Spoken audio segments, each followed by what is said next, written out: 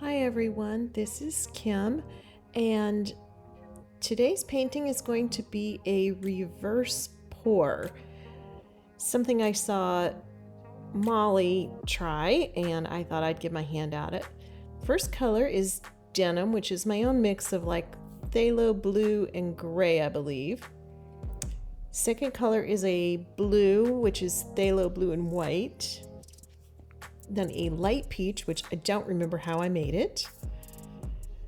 The pink is by Master's Touch.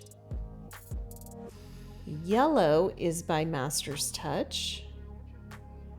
And a gold from Artist Loft. I also used some titanium white from Master's Loft, just kind of in between the layers. And I sort of layered the cup in no particular order. I wanted the blue and the yellow to mix a little bit. And then the flow extender is made up of scrapings from other pours. And I was almost out of the yellow, so I was trying to use it sparingly, which is probably a good thing because it totally took over the painting. On the back I have frog tape and the push pins. Push pins help it stay level. And this is a 12 by 12 canvas. So the goal was to pour from the outside in,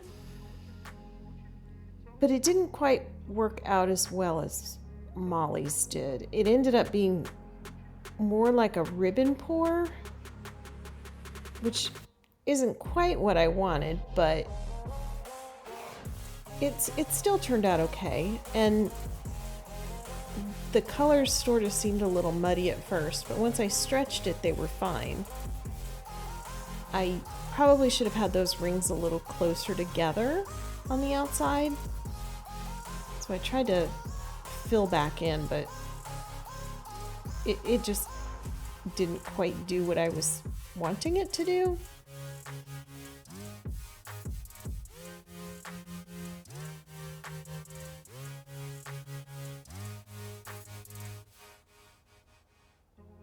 I'll add some flow extender to the outside. It just helps the paint roll over the flow extender instead of over itself.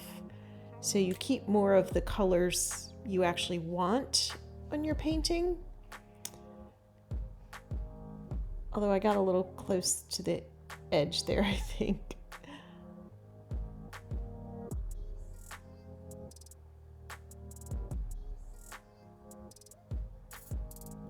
All right, let's torch it and see if we can get some cells from the air bubbles, but not a lot really came up the first time I torched.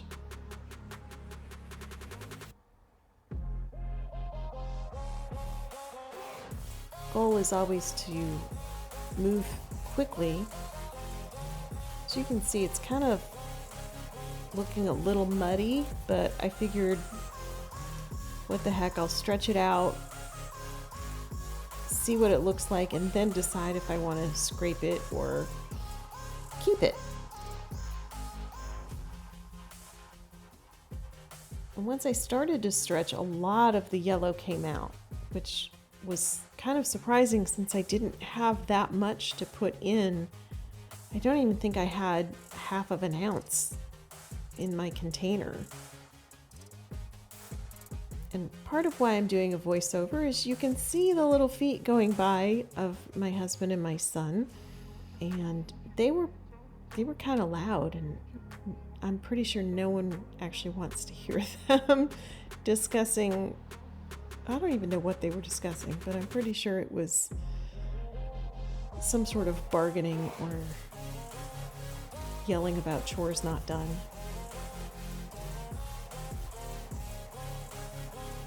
So once I tilted, I actually kind of liked all the colors.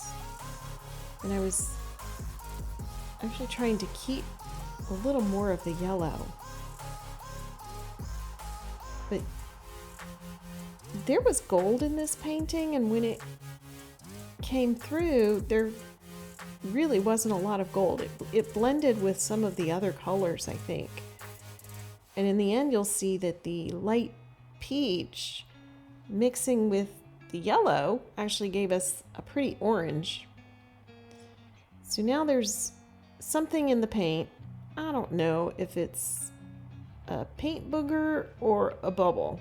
So I spent a little bit of time trying to get that thing out. And as you can see, I'm like Jeremy from Massey Art Studio and don't like my gloves to be coated in paint. So I always have rags beside me to wipe off my hands. And those rags get washed and reused and washed and reused until they just can't anymore.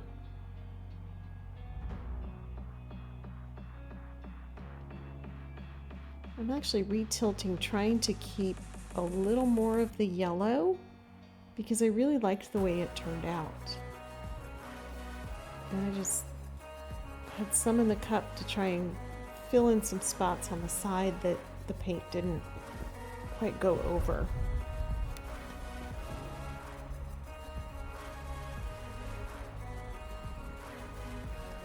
And so now it was still wet, and it actually took a while to dry, but when you get close up, you can see some of the peach mixing with the yellow and turning a little bit orange. And there's a little bit of gold that you can see, but not as much as I was hoping. But that's okay.